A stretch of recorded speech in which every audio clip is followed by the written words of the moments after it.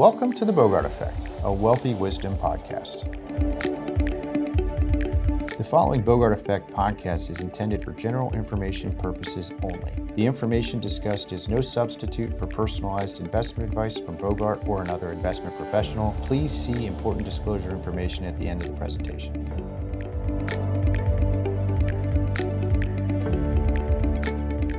All right. Good morning. Welcome to the BOGART Effect. I got to thank Brian for standing in. Brian's like a celebrity now on the podcast. So. Yeah. I appreciate all my fans that have been sending me messages. It just really feels good to have all the love. So thanks.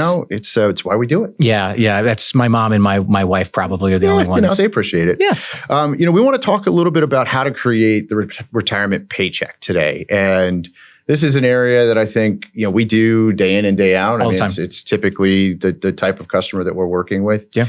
And I think it's important because a lot of individuals, while they're working, they're in the accumulation phase, right? Saving money. And it's save.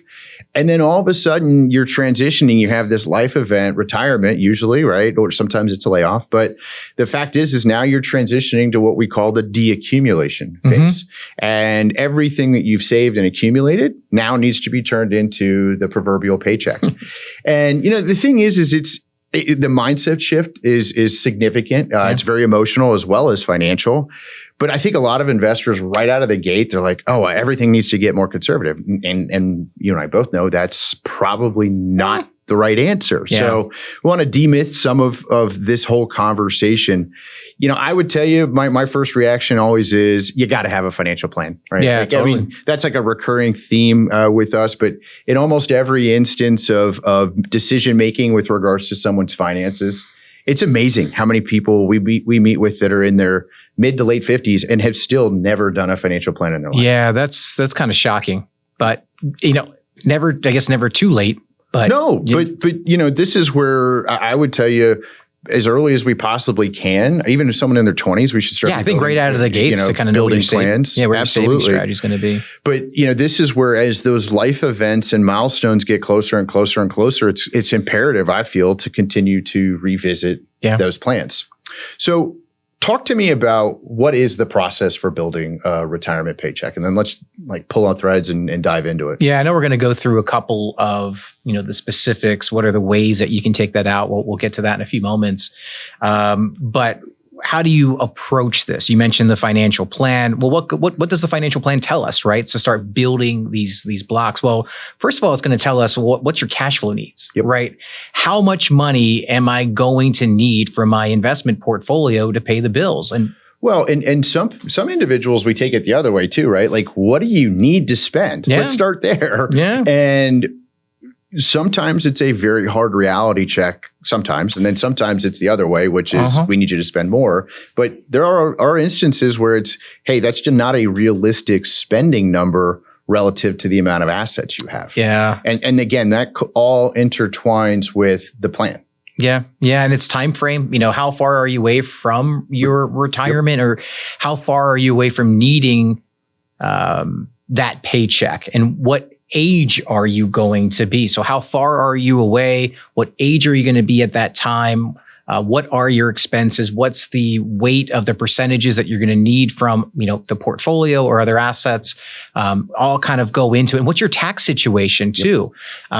So there's just a lot thrown into the blender, if you will, to really understand your situation's different than your next door neighbor.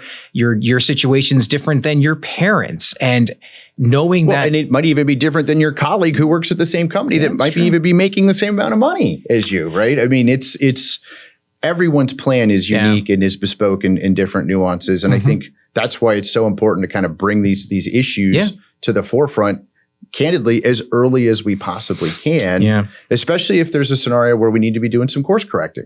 I always joke, the financial planner and us, we're going to have you work to your 80, die at 81, plan's going to work great, right? Like this conversation's easy.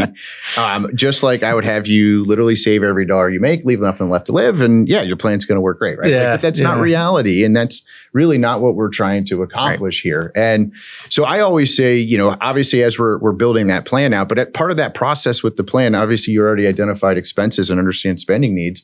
But I would also say, let's look at what are your dedicated sources of income. Yeah. And so for some people, it might be a pension. For some, it's going to be their Social Security as a percentage of their needs. And then after that, it becomes, what else have we saved and accumulated? And so, I think breaking each one down to understand how those have an impact on your plan are imperative. Yeah. Like, for example, Social Security, it was never designed to replace 100% of anyone's income. Like, it was called old age insurance. Yeah. And this is one where I think there's a lot, we have whole topics on Social Security, by the way, but like, this is one where the earliest you're even eligible to get it is 62. Mm-hmm. Now, nuance caveat, if there's a death, you could get it as early as 60, but that might not be the right answer. And so I'm a big believer in looking at Social Security like an investment. And the reason I describe it that way is because the decision to claim early versus delaying can have meaningful economic differences. And so, like, for example, taking it at 62, you're going to take roughly a 5% per year penalty prior to your full retirement age. Now, full retirement age does differ depending upon how old you are. Yeah. Let's just say for this illustrative purposes, it's 67. Sure. But there's also the ability to defer Social Security from 67 up until the age of 70, and you actually get what are called delayed retirement credits of 8% per year.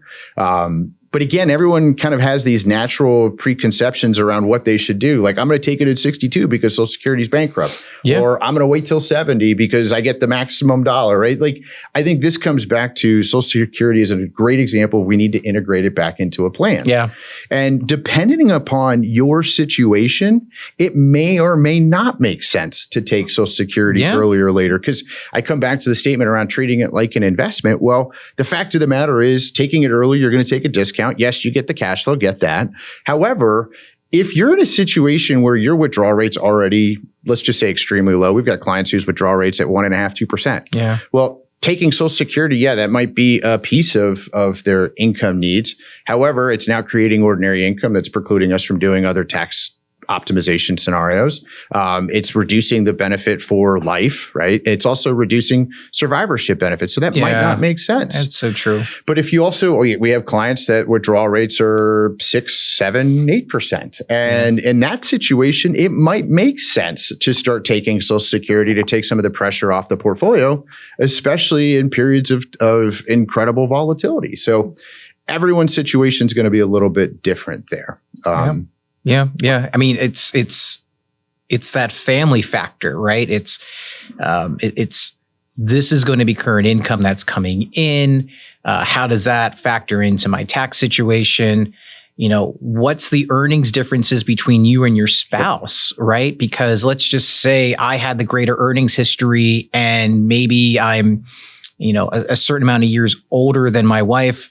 Do I want to take it early? If I do, what happens if I pass away early? Which statistically, males are going to, pass away a lot sooner than females are.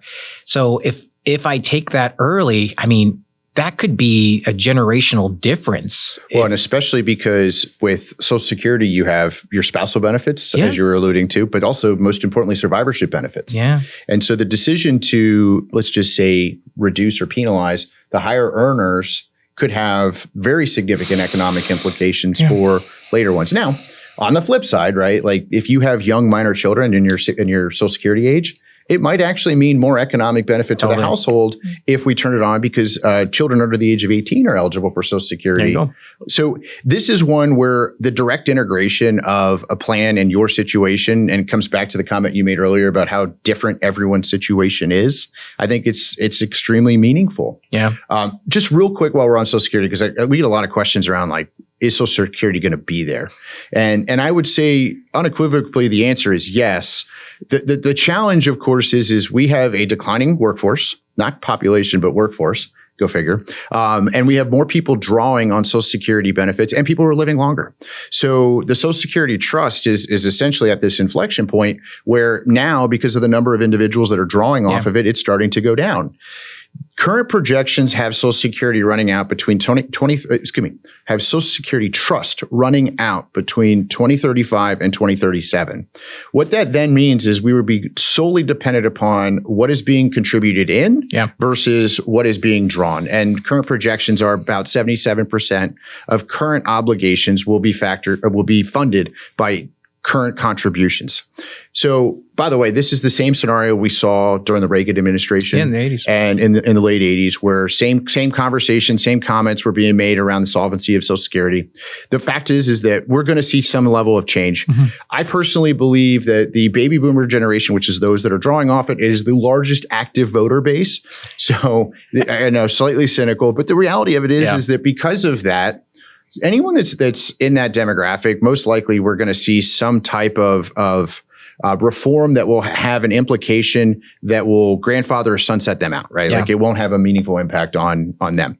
So then it becomes a conversation of what reform will be. I personally think that it's going to be an elimination of the Social Security wage base, right? So all of a sudden it's going to go, it's probably going to go away completely. They already did it with Medicare. Actually, Medicare, they do a surtax if you're fortunate enough to make over 250. Yeah, if you make over 250, you pay an extra 0.95. So point is we're going to see reform of Social Security. I don't believe that Social Security is going to go away by any means. Potentially could be reduced, but if they make some reform, then it's going to be a very meaningful implication and it'll fully fund with net inbounds. I do think that the Social Security Trust ultimately will not have the same fortune that it's had in previous last couple of decades of being there as a nice safeguard safety net. So let's talk a little bit about pension income. Not everybody has pension income. In the days of the defined benefit plans are coming to an end very quickly. But there are a lot of individuals that are now retiring where they have at least a legacy form of a pension. But again, this was another category that was never designed to 100% replace anyone's income. In a lot of instances, they have the option for a lump sum versus an annuity.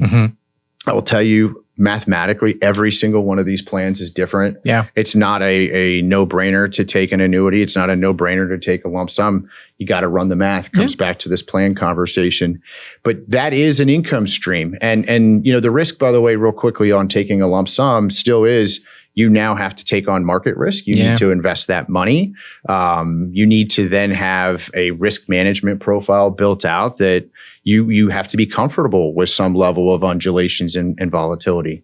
On the flip side, the risk with taking an annuity option is in most instances, they don't have cost of living adjustments. And if you look at historical inflation rates, that means that you need your other assets to then be growing in a manner to offset inflation for that portion of your income needs. So there's risk on both sides of that coin. Yeah, but there's benefits too. With those ability of investing those assets comes the ability of maybe seeing longer term growth. I think about me, 3 kids. If I've worked say 20, 30, 40 years, and there's that legacy that I want these assets to be able to pass on. If I take that as an annuity and God, heaven forbid, something would happen a lot earlier than intention. I think anyone listening to this has probably known someone that's like that. What if that happened to them and they took that annuity option? I mean, I have had clients that... I want to translate this real quick. You're basically saying lump sum value goes to 0 to get the annuity. Yeah. Right? Yeah, exactly. And so if you pass away early, by the way, that's the game, right? Like that's the math on this, not game, but that is the math, right? The whole reason of taking the annuity option is so that they will know some people will live longer and some people will live shorter. And actuarially, if you outlive the tables, what's the probability of that? Who knows? I mean, great job. Exactly. You won. But no one knows. If you could tell me the day you're going to die, I could tell you this math on all of this. Makes our job so much easier. Like, tell me the day you're going to die. I will tell you exactly what you need to do. But we don't know. But that's a great point and I didn't mean to interrupt you, but that's a great point on that lump sum value goes to 0. And yes, you get a guaranteed income stream. That's nice. But this legacy conversation is really important too. Well, and then also comes into your other assets. What is in your financial plan? Maybe I am a person that really doesn't like a lot of market risk, and that pension looks very attractive, but I also have substantial assets outside of this, right? So that pension the annuity of the pension can play a very critical role of your cash flow. Again, it just depends on your other needs and your family situation. So it just, again, it goes back outside of just the financial plan is one thing. That's what I think about as the quantitative element into all of this. But there's also the qualitative on the outside of this, the legacy that I want these assets to bring. I work with clients all the time and challenge them in a lot of ways is, when we're having these discussions, is running the numbers and showing, hey, scenario A, scenario B, here's things that could happen to show that reality of the impact that this pension does or does not bring to their kids, and allowing them and us together to make a decision on what the best options are. Love that. So much of what we do is emotional. Yeah. And tying back I look at it as what's going to be making you lose sleep at night more. Yeah. And if me personally, I would tell you that both of these have the potential to do that as I'm making these life decisions, but one will absolutely have more sleeplessness to it than another. Yeah. And that's where each and every one of us is going to be different in that regards. On pensions, just while we're talking about it, usually it's ordinary income. Not usually, it is ordinary income. So that's as we talk about tax and tax optimization, that's a guaranteed level of income that's coming in. May or may not have an impact on some of the strategy work that we're looking at in the future. Again, I never let the tax tail wag the dog. And I'd always rather have taxable income than not have taxable income.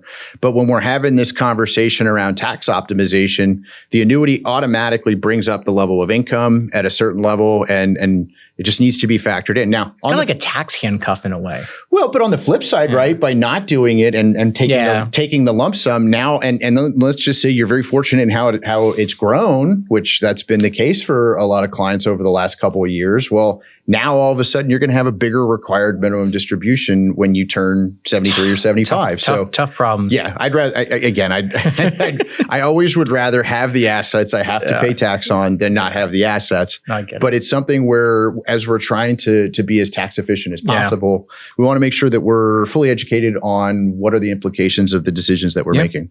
So let's then real quickly talk a little bit about, as we're coming back to creating this retirement paycheck, I think it's important to educate on tax implications. I think understanding the differences between ordinary income versus capital gains, interest income, et cetera. And I at a really high level say that there's three buckets, three types of accounts. You have your non-qualified accounts, you have your qualified accounts, and you have Roths, right? So non-qualified accounts are usually brokerage accounts, money market accounts, checking accounts. These are all after-tax funds. And the reason it carries substance and importance is because you had to earn, you had to live, then you had to save. So usually those non-qualified accounts are the last places that we see money like meaningfully being accumulated. But with them, you pay interest income, which is ordinary income, just like you earned it. You have capital gains or qualified dividends rates, which they have a parallel tax rate, but you're paying tax along the way as you buy or sell something or as it produces a dividend income. So not always the most tax efficient way of accumulating wealth. Then I look at qualified accounts. These are IRAs, 401ks, 403bs, 457s, government thrift plan, et cetera. These are all tax deferred accounts. So you get a tax deduction on the way in. So if you make $200,000 and you put $23,500 in, you've just dropped your taxable income, but those grow completely tax deferred. So meaning when you turn the age of 59 and a half or later and you start drawing money out of them, you're going to pay ordinary income. It's just like you earned it. And then, as Brian and I have already talked about, when you turn 73 or 75, you have required minimum distributions, which could be punitive as well. And then the last one's Roths. Roths are where you put money in on an after-tax basis. There's only two ways of getting it in, either with contributions or conversions.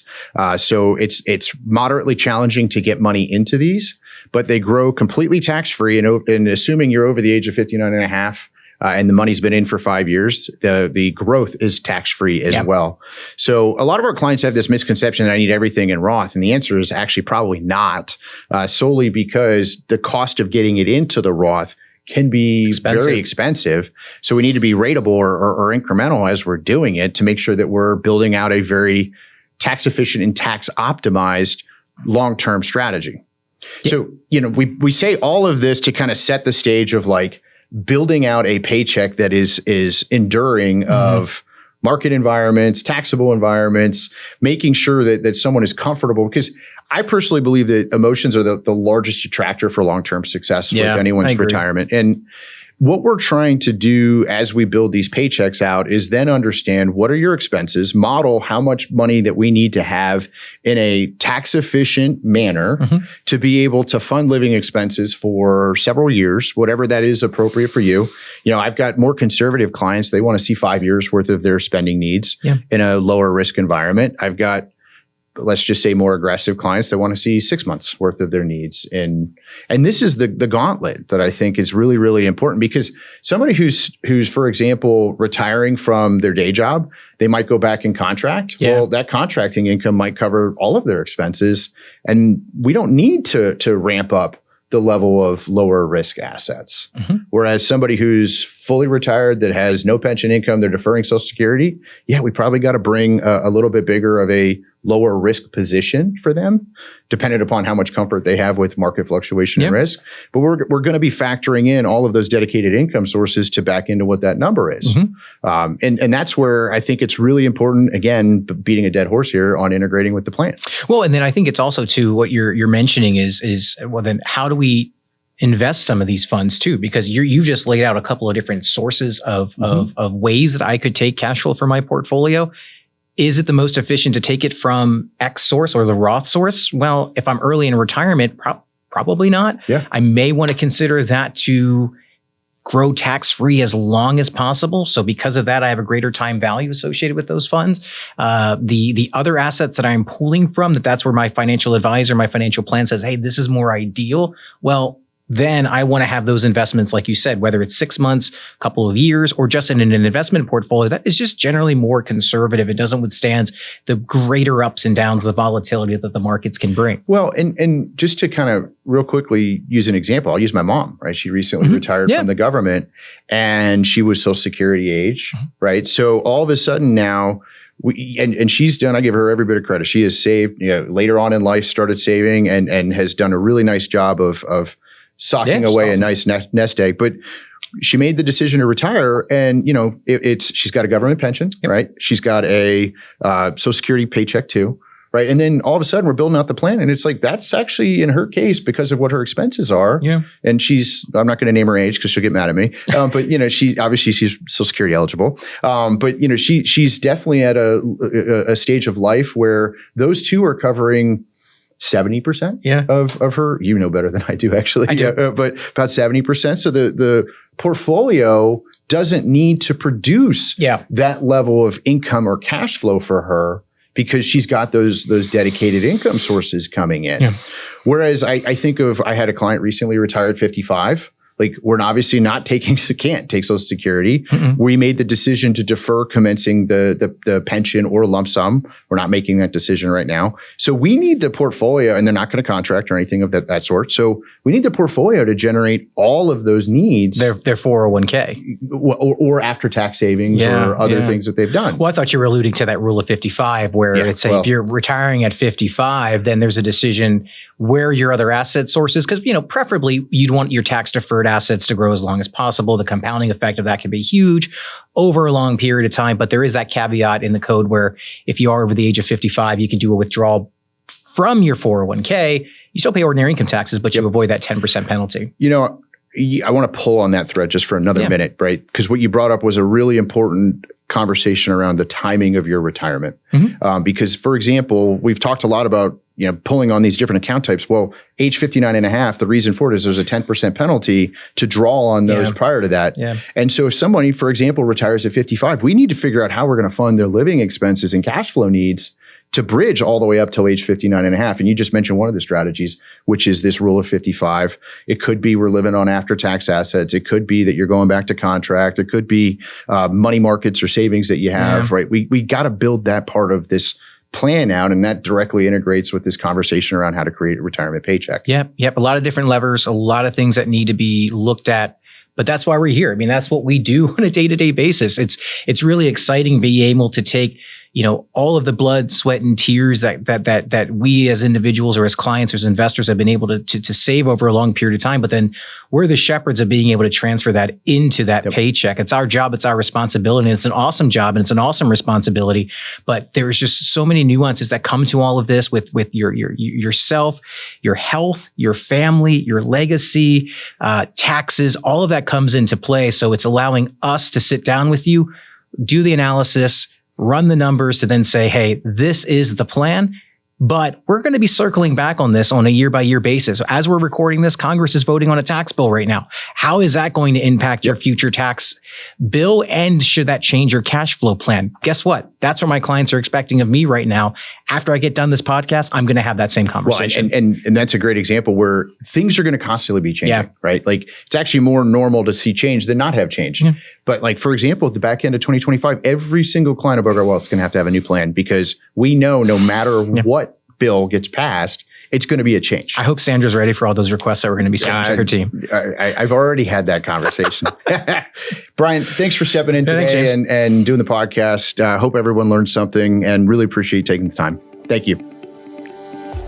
The previous presentation by Bogart Wealth was intended for general information purposes only. No portion of the presentation serves as the receipt of or as a substitute for personalized investment advice from Bogart Wealth or any other investment professional of your choosing. Different types of investments involve varying degrees of risk, and it should not be assumed that future performance of any specific investment or investment strategy or any other non-investment related or planning services, discussion, or content will be profitable, be suitable for your portfolio or individual situation, or prove successful. Neither Bogart Wealth's investment advisor registration status nor any amount of prior experience or success should be construed that a certain level of results or satisfaction will be achieved if Bogart Wealth is engaged or continues to be engaged to provide investment advisory services. Bogart Wealth is neither a law firm nor accounting firm, and no portion of its services shall be construed as legal or accounting advice. No portion of the podcast content should be construed by a client or prospective client as a guarantee that he or she will experience a certain level of results if Bogart Wealth is engaged or continues to be engaged to provide investment advisory services. Copies of Bogart Wealth's current written disclosure brochure and Form CRS discussing our advisory services and fees are available upon request or at www.bogartwealth.com.